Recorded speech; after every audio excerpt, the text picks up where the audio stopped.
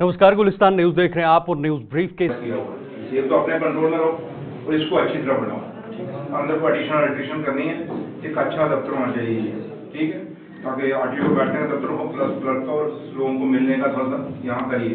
जो बात प्राइवेट जो कर रहे हैं कर रही है, ठीक है।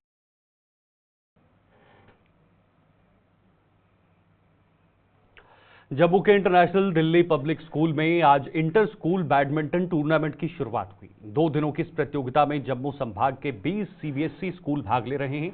इस स्कूल में मार्शल आर्ट्स के लिए कॉम्बैट एकेडमी और स्प्लैश पूल भी बनाया गया है, जिसका उद्घाटन खेल मंत्री सतीश शर्मा ने करते हुए स्कूल प्रबंधन को मुबारकबाद दी। मंत्री ने यह भी बताया कि आने वाले कुछ दिनों में जम्मू कश्मीर की उन खेल प्रतिभाओं को मुख्यमंत्री उमर अब्दुल्ला द्वारा नियुक्ति पत्र सौंपे जाएंगे, जिन्होंने पिछले 10-12 सालों में अपनी प्रतिभा का डंका बजाकर जम्मू कश्मीर का नाम रोशन किया है।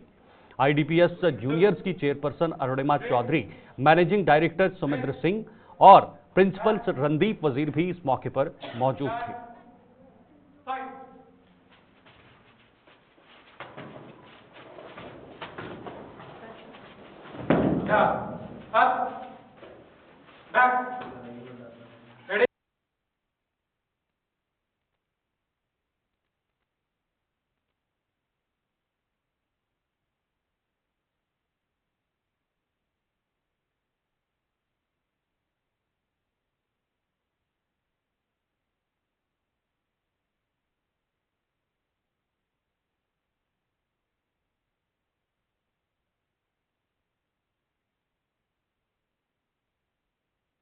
आयो अच्छा गजमुख को 2 दिन लाल विराजे सुत गौरी हर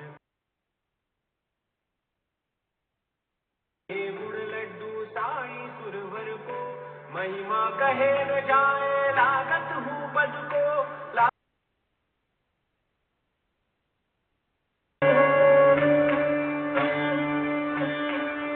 दुर्लाल चढ़ा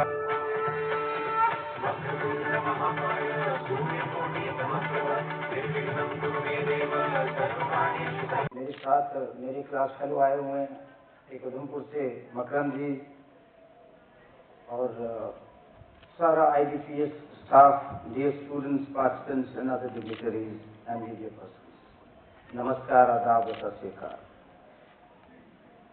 देखो, मैं तो मुबारकबाद दूंगा आपको और सारी स्कूल की आईडीपीएस की मैनेजमेंट को, जो इतना शानदार आयोजन इन्होंने किया, जिसमें लगभग 20 स्कूलों के बच्चे आए, छोटे बच्चे आए हैं और उनमें एक डिसिप्लिन और कंपटीशन की, पॉजिटिव कंपटीशन की भावना पैदा हो रही है। और स्पोर्ट्स तो आज मुझे लगता है there is dire need of sports. पहले शायद इतनी नहीं होती थी, हमारे समय में तो स्पोर्ट्स होता था। आज जो बच्चे मोबाइल में चले गए हैं और कुछ आगे जाके गलत चीज़ों में मुलव्वस हो रहे हैं, तो यहाँ का डिसिप्लिन उनको पूरी उम्र ताउम्र याद रहेगा और बाकियों को मदद करेगा। आईडीपीएस की तमाम मैनेजमेंट को, जो सहोदय के तहत इन्होंने शुरू करा है, this is a very good initiative and I congratulate entire principal, vice principal, MD sir, Malu ma'am, principal, vice principal, जितने भी हैं सारे बेहतरीन। और मैं तो बड़ा खुश हूँ इतने अच्छे लेवल पे ऑर्गेनाइज किए। और आज ज़रूरत है बच्चों में क्रीड़ा की, खेल कूद की। 225 से ज़्यादा बच्चों को उनके ऑनरेबल सीएम साहब के हाथों अपॉइंटमेंट लेटर्स देने जा रहे हैं, जो उन्होंने पिछले 10-12 सालों से मेहनत की है। उसके बाद ये प्रोसेस जब शुरू हो जाएगा, थोड़ी अमेंडमेंट की ज़रूरत है और भी बड़ी चीज़ें। अब टाइम होगा तो आपको सारी चीज़ें बताएंगे।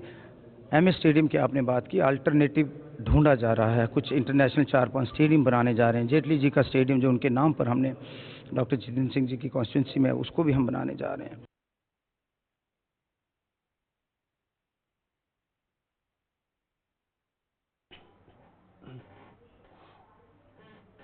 वहीं जम्मू कश्मीर में गुलाम नबी आजाद की डेमोक्रेटिक प्रोग्रेसिव आजाद पार्टी को बड़ा झटका लगने जा रहा है। पार्टी से जुड़े पूर्व विधायकों और मंत्रियों समेत 6 वरिष्ठ नेता डेमोक्रेटिक प्रोग्रेसिव आजाद पार्टी से किनारा कर कांग्रेस में शामिल होने जा रहे हैं। जीएम सरूरी, अमीन भट्ट, ताज मोहिउद्दीन, अशोक शर्मा, जुगल किशोर और अब्दुल मजीद वानी इस्तीफा देकर कांग्रेस में शामिल होंगे, जिसकी पुष्टि कांग्रेस के प्रमुख प्रवक्ता रविंद्र शर्मा ने की है। जम्मू कश्मीर में विधानसभा चुनाव के बाद डेमोक्रेटिक प्रोग्रेसिव आजाद पार्टी की गतिविधियां ठप हो गई हैं और यही वजह है कि इन सभी नेताओं ने कांग्रेस में जाने का फैसला किया है। जम्मू कश्मीर की सियासत में इस समय उथल पुथल देखने को मिल रहा है। डेमोक्रेटिक प्रोग्रेसिव आजाद पार्टी के 6 से 7 बड़े नेता जो कि कांग्रेस पार्टी में ज्वाइन होने वाले हैं। इसी विषय पर बातचीत करने के लिए इस समय हमारे साथ कांग्रेस पार्टी के chief spokes person Ravinder Sharma इस समय हमारे साथ मौजूद है। सर, एक खबरें आ रही हैं इस प्रकार की कि 6 से 7 लीडर जो हैं डेमोक्रेटिक प्रोग्रेसिव आजाद पार्टी के, अब वो कांग्रेस ज्वाइन करेंगे, किस तरीके से? देखिए, खबरें गर्भ हैं और मैं भी सुनता हूँ।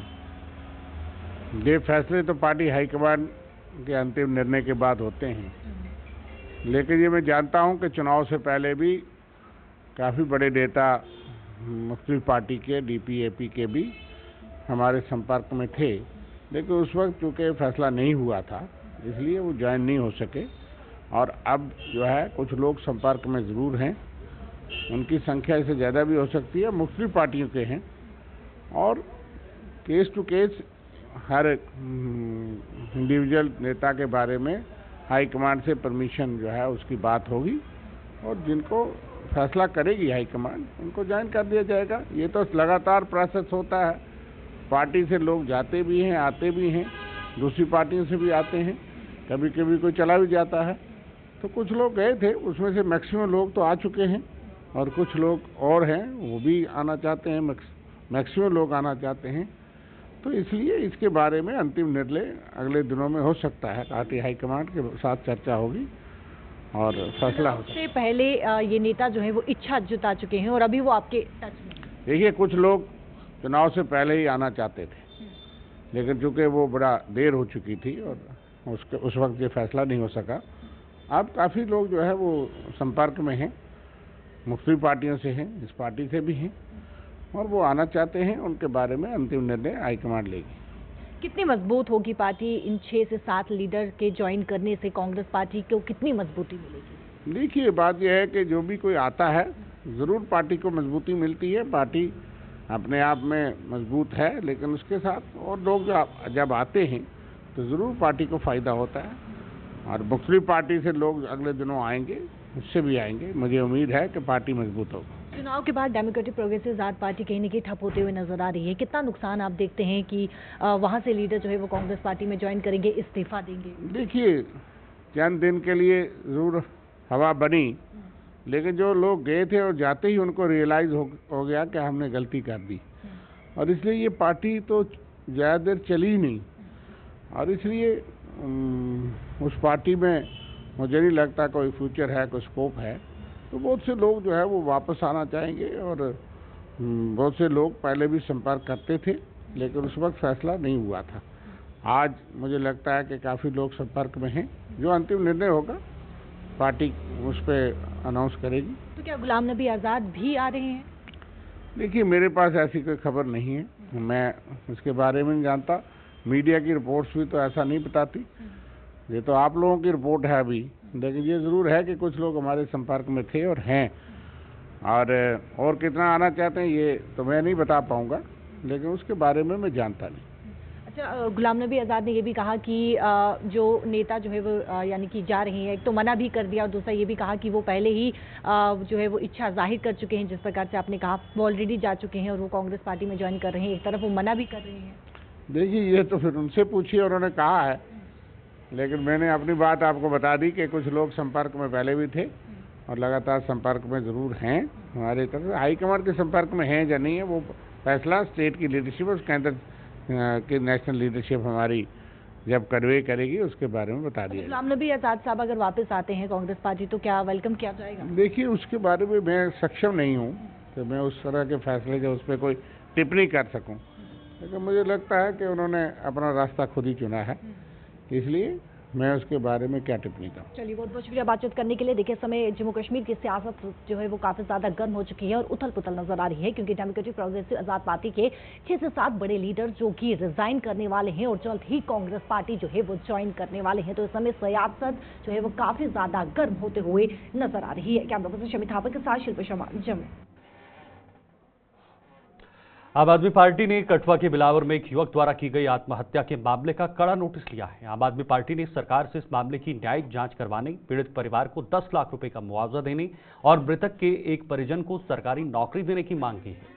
आम आदमी पार्टी के नेता सफीर चौधरी ने जम्मू में आज एक प्रेस कॉन्फ्रेंस के दौरान यह मांगे रखी और मखनदीन को कथित तौर पर टॉर्चर करने वाले पुलिसकर्मियों के खिलाफ कार्रवाई करने की मांग की है। उन्होंने कहा कि जम्मू कश्मीर पुलिस की वह सराहना करते हैं, लेकिन कुछ अधिकारी महकमे को बदनाम कर रहे हैं, जिनकी निशानदेही कर उन पर कार्रवाई होनी चाहिए।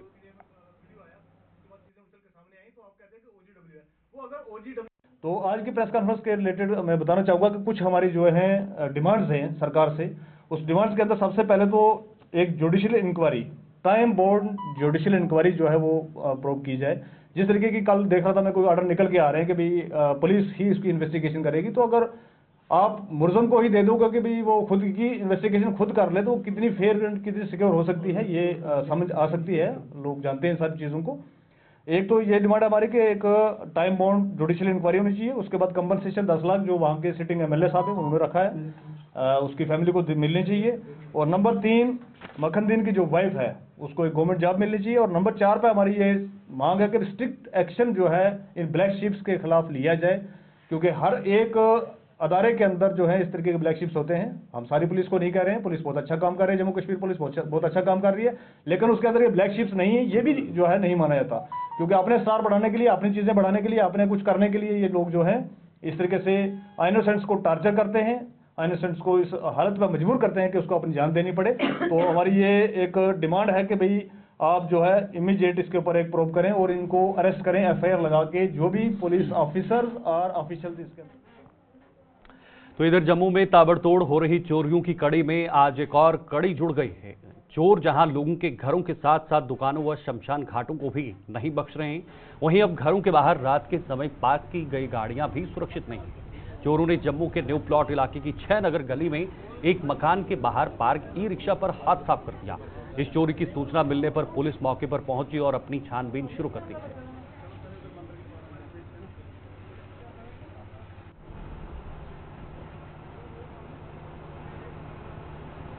और हमारे घर के बाहर ई रिक्शा लगा था। वो सुबह जब हमारे चाचा जी उठे, देखा तो ई रिक्शा नहीं था, और साथ में मेरी भी गाड़ी लगी है इधर, मेरी तो इधर ही थी, उनका नहीं था। ठीक है, और ये सुबह रात को कोई 2:30 बजे के बीच, 3 बजे के बीच में हुआ ये काम। अभी पुलिस आए हैं, उन्होंने छानबीन कर रहे हैं, कोई बात नहीं, वो देख रहे हैं, फोटो से देख रहे हैं, तो अभी जा रहे हैं, वो देख रहे हैं। अभी ये जो चोरी हो रही है ना, ये तो बहुत गलत बात है। कोई गरीब है, कोई अमीर है, फिर भी टेंशन तो टेंशन ही है। अमीर को भी टेंशन है तो गरीब को भी टेंशन है। आगे बढ़ेंगे। भद्रवाह में आज प्रधानमंत्री विश्वकर्मा योजना के प्रचार प्रसार के लिए कार्यक्रम का आयोजन किया गया। डोडा के डीसी हरविंद्र सिंह की अध्यक्षता में आयोजित कार्यक्रम में इसका लाभ लेने के इच्छुक लोगों को सभी योजनाओं और इसमें पंजीकरण करवाने के तौर तरीके बताए गए। दिव्यांगों को भी विश्वकर्मा योजना का महत्व बताया गया ताकि वो भी इसका लाभ लेकर अपने पैरों पर खड़े हो सके।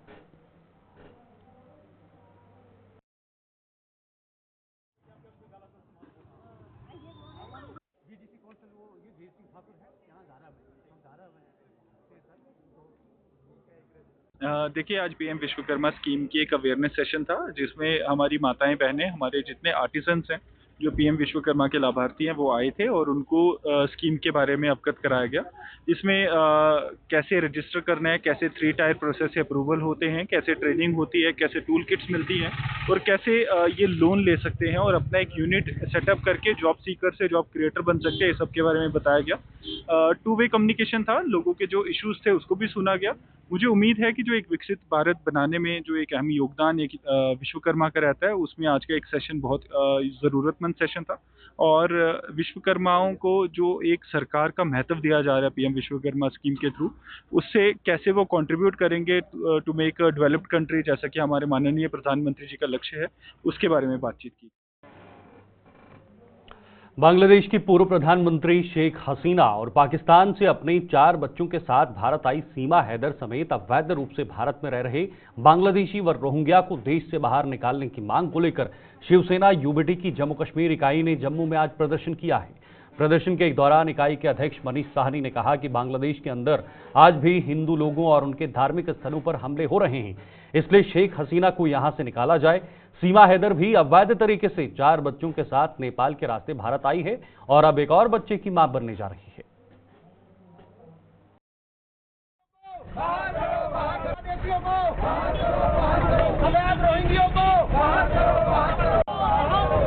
हैदर को, शेख हसीना को, रोहिंग्या को, अवैध बांग्लादेशियों को, सीमा हैदर को, खास करके शेख हसीना पिछले कई महीनों से भारत के अंदर पनाह लिए बैठी है। सीमा हैदर जो लगभग 2 सालों जो है पाकिस्तानी महिला भारत के अंदर रह रही है, इन तमाम विदेशियों को बाहर का रास्ता दिखाया जाना चाहिए। देखिए, शेख हसीना को हम वहां पर हिंदुओं पर लगातार हमले हो रहे हैं और प्रधानमंत्री यहाँ पर केंद्र की मोदी सरकार शेख हसीना को पनाह दिए हुए बैठी है। गत दिवस कल भी जो है शेख हसीना के एक लाइव भाषण के दौरान बांग्लादेश के एक जिले के अंदर हिंदुओं पर जो है वो हमले किए गए। हमारे धार्मिक स्थलों को एक बार फिर वहां पर तोड़ा गया। वहीं जो है सीमा हैदर जो 4 बच्चों के साथ नाजायज रूप से भारत के अंदर आई थी, आज 5 बच्चों की मां बनने वाली है, मगर भारत सरकार द्वारा कोई सख्त कदम नहीं उठाए जा रहे इन अवैध घुसपैठियों को वापस भेजने को लेकर। देखिए, बीजेपी के लिए अवैध घुसपैठिए बांग्लादेशी रोहिंग्या मानव चुनावी स्टंट बन चुका है। हमारी मांग है कि प्रधानमंत्री माननीय नरेंद्र मोदी जी अमेरिका से सीख लेते हुए, सबक लेते हुए यहाँ के रोहिंग्यों और अवैध बांग्लादेशियों को भी देश से। बिश्नाह में कल शनिवार को महाजन बिरादरी द्वारा फ्री मेडिकल कैंप का आयोजन किया जाएगा। इस कैंप में कई जाने माने डॉक्टर अपना योगदान देते हुए लोगों के स्वास्थ्य की जांच करेंगे और उनके कई किस्म के टेस्ट करने के अलावा दवाएं भी मुहैया करवाई जाएंगी। बिरादरी के प्रधान नरेंद्र गुप्ता ने आज एक प्रेस कॉन्फ्रेंस के दौरान यह जानकारी देते हुए लोगों से इस कैंप का भरपूर फायदा उठाने का आह्वान किया। हमारे साथ हम मेडिकल कैंप आम लोगों की सुविधा के लिए, इसमें किसी कास्ट का नहीं है, कोई मतलब नहीं है, सब लोग यहाँ आराम से आ सकते हैं। सबको फ्री में दवाइयाँ वो डॉक्टर चेक करेंगे और टेस्ट जो हैं वो भी फ्री में सब टेस्ट होंगे। इसमें हर किस्म के टेस्ट हैं। डॉक्टर साहब खुद आएंगे और जो वो करेंगे वो सब टेस्ट देकर जो मेडिकल एग्जामिन करके जो भी टेस्ट वो लिखेंगे वो टेस्ट जहाँ होंगे। इसमें हमारे डॉक्टर आ रहे हैं राजेश गुप्ता जो फिजिशियन हैं, डॉक्टर नीरज महाजन जो कि हार्ट के स्पेशलिस्ट हैं और डॉक्टर शैली जो कि आंखों की डॉक्टर है। ये सब डॉक्टर फ्री में अपनी सर्विस हमें दे रहे हैं। हम बरादरी की तरफ से इनका बहुत ज़्यादा शुक्रिया अदा करते हैं और कल बिश्नाह के लोगों को ये बोलते हैं कि ज़्यादा से ज़्यादा आएँ और इसका फ़ायदा उठाएं। वहीं बिश्नाह से बीजेपी के विधायक आए दिन जगह जगह फीते काटकर विकास कार्यों का ढिंडोरा पीट रहे हैं, लेकिन बिश्नाह के ही वार्ड नंबर 1 की बद से बदतर हो चुकी हालत पर उनकी नजरें इनायत नहीं हो पाई है। इस वार्ड में ध्वस्त हो चुकी सीवरेज व्यवस्था से सड़कें भी क्षतिग्रस्त हो चुकी हैं, जिसका खामियाजा राहगीरों के साथ साथ 2 पहिया वाहन चालकों को भुगतना पड़ रहा है। बिश्नाह नगर पालिका की लापरवाही का विधायक कोई नोटिस नहीं ले पाए हैं, जिससे लोग अपने आप को ठगा महसूस कर रहे हैं।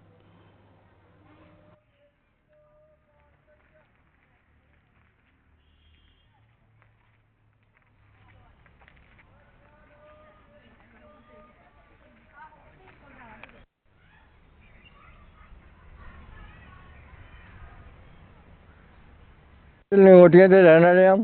ਜੈਸੇ ਸਾਡੇ ਗਰੀਬ ਜਨਤਾ ਸਾਡੇ ਸੰਸਥਾਨ ਤੋਂ ਲੈ ਕੇ ਕੋਈ ਵੀ ਕਿਸੇ ਨੇ ਸਾਡਾ ਦੇਖਭਾਲ ਨਹੀਂ ਕੀਤੀ। ਪਹਿਲਾਂ ਇਹ ਨਵੇਂ ਸ਼ਹਿਰ ਦੇ ਵਿੱਚ ਹਾਂ, ਹੁਣ ਅਸੀਂ ਬਿਸ਼ਨਾਹ 'ਚ ਪੈ ਗਏ ਹਾਂ। ਜਨਾਬ ਹਰ ਮੀਡੀਅਮ 'ਚ ਅਸੀਂ 3-4 ਵਜੇ ਮਹੀਨੇ ਦਾ ਆਉਂਦੇ ਹਾਂ। ਦੋਨੇ ਪਾਸੇ ਸਾਡੇ ਕੱਚੇ ਪਏ ਨੇ। ਕੋਈ 8ਵੀਂ ਸਕੂਲ ਆ, ਬੱਚੇ ਪੜ੍ਹ ਕੇ ਖੱਜਲ ਹੁੰਦੇ ਨੇ, ਜਿਹੜੇ ਬੱਦਲ ਬੰਦਾ ਕੱਪੜੇ ਭਰੋ ਜਾਂਦੇ ਨੇ। ਸਾਡੀ ਵੀ ਮਹਾਰਾਜ ਸੁਣਾਈ ਹੋਣੀ ਚਾਹੀਦੀ, ਗੌਰਮੈਂਟ ਨੇ ਬਣਾਉਣਾ ਚਾਹੀਦਾ।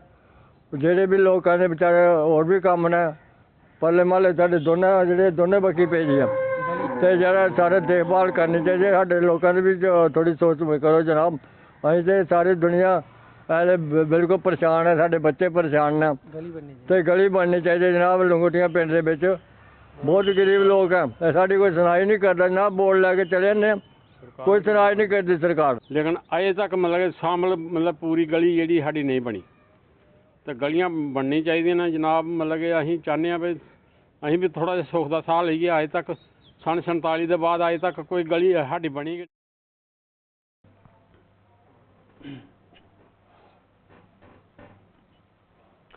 हदबंदी के बाद आरसपुरा से बिश्नाह विधानसभा के अधीन आया लंगोटिया गांव विकास के लिए तरस रहा है। इस गांव की टूटी फूटी सड़कें और बद से बदतर हालत में पहुंच चुकी सीवरेज व्यवस्था सरकार के दावों की पोल खोल रही है। स्थानीय लोगों की माने तो सरकारी दफ्तरों के चक्कर काट काट कर उनके जूते चप्पल घिस चुके हैं और कोई भी उनकी सुनने वाला नहीं है। गांव की इस हालत के कारण बड़े बूढ़ों से लेकर छोटे छोटे बच्चों को भी आवाजाही में नाकों चने चबाने पड़ रहे हैं और आलम यह है कि उनसे वोट लेकर जीत हासिल करने वाले भी आंखों पर पट्टी बांधे लंबी ताने सोए हुए हैं।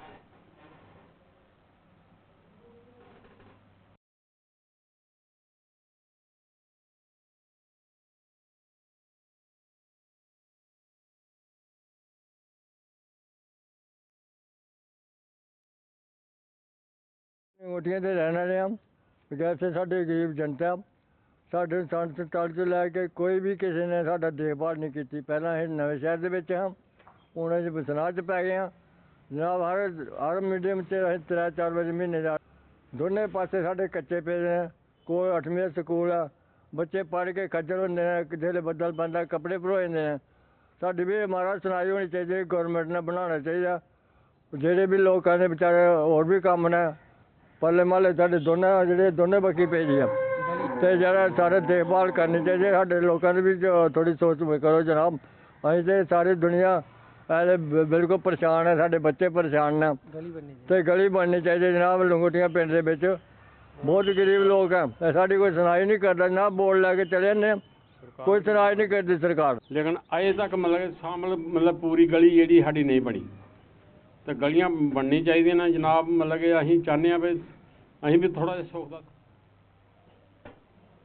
जम्मू के आसपास के इलाकों के ग्रामीण हलकों में नहरों की सफाई शुरू न होने से किसानों के चेहरों पर शिकन उभर आई है। किसानों का कहना है कि नहरों की सफाई न होने से वो फसलों की सिंचाई को लेकर चिंतित हैं, क्योंकि पानी न मिलने से फसलों को येलो रस्ट बीमारी लग सकती है। उन्होंने बताया कि इस बार बारिश भी इतनी नहीं हुई है कि जिससे फसलों को भरपूर मात्रा में पानी नहीं मिल पाए हैं। लिहाजा अब संबंधित विभाग को जल्द से जल्द नहरों की सफाई करवाकर इनमें पानी छोड़ना चाहिए ताकि किसानों को आर्थिक नुकसान न झेलना पड़े।